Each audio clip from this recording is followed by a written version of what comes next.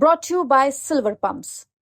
Top quality और consistent performance के लिए सिर्फ सिल्वर पंप नाम याद रखना।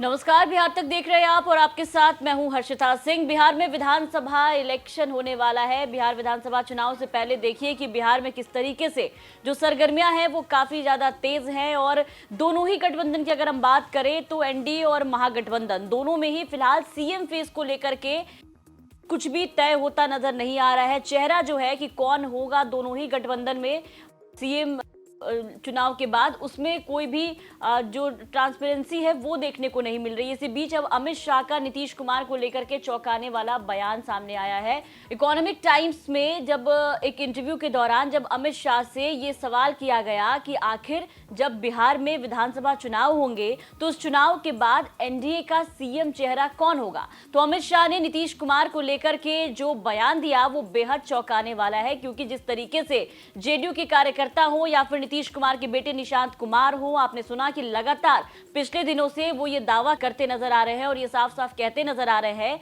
कि नीतीश कुमार ही आने वाले समय के मुख्यमंत्री होंगे।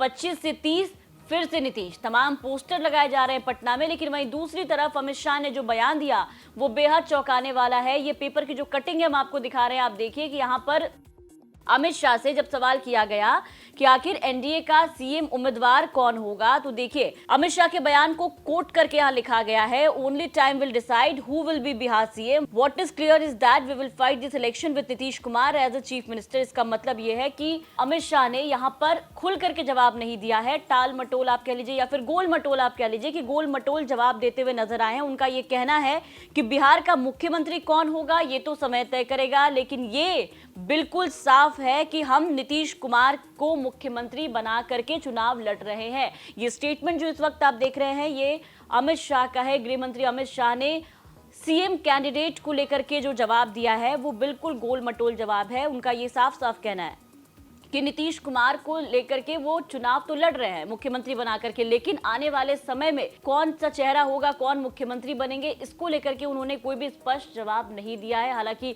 हमारे सहयोगी चैनल जब आज तक एजेंडा में भी उनसे ये सवाल किया गया था तब भी आपने देखा था कि सीएम कैंडिडेट सीएम फेस को लेकर के उन्होंने बिल्कुल साफ साफ ये कह दिया था कि जब चुनाव हो जाएंगे, चुनाव जब लड़ लेंगे तभी सीएम कौन होगा उस पर बात होगी सीएम फेस पर। लेकिन जो चुनाव है वो फिलहाल नीतीश कुमार के नेतृत्व में ही लड़ा जा रहा है। ये बातें दोहराई गई एक बार फिर से अमित शाह की तरफ से।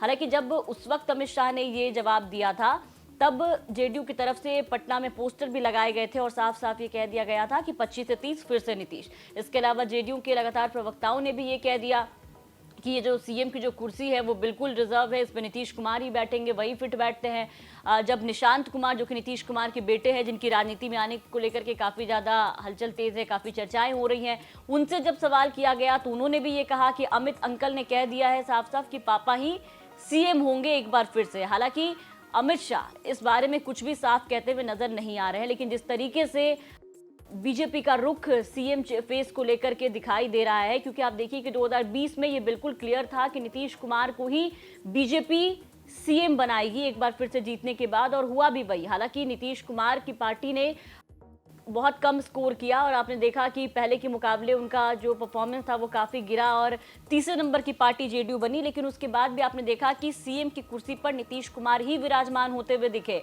लेकिन इस बार आप देखिए कि प्रधानमंत्री बिहार आ रहे हैं, अमित शाह बिहार आ रहे हैं, बीजेपी के तमाम नेता सब एक एक करके रैलियां कर रहे हैं, लेकिन कोई भी सीएम चेहरे पर खुलकर बोलता हुआ नजर नहीं आ रहा है। आज फिर देखिए कि प्रधानमंत्री का बिहार में एक बार दौरा है, लेकिन इसके पहले जब प्रधानमंत्री बिहार आए तो सबकी नजरें इस बात पे थी कि क्या प्रधानमंत्री नरेंद्र मोदी नीतीश कुमार के चेहरे पर मुहर लगाएंगे। लेकिन मंच पर नीतीश कुमार बैठे रहे, जेडीयू के तमाम बड़े दिग्गज नेता भी थे, सबके सब इंतजार करते रहे, लेकिन कहीं से भी प्रधानमंत्री मोदी ने ये क्लियर नहीं किया कि चुनाव के बाद नीतीश कुमार को ही मुख्यमंत्री बनाया जाएगा। और अब जो अमित शाह का बयान आया है ये भी बेहद चौंकाने वाला है।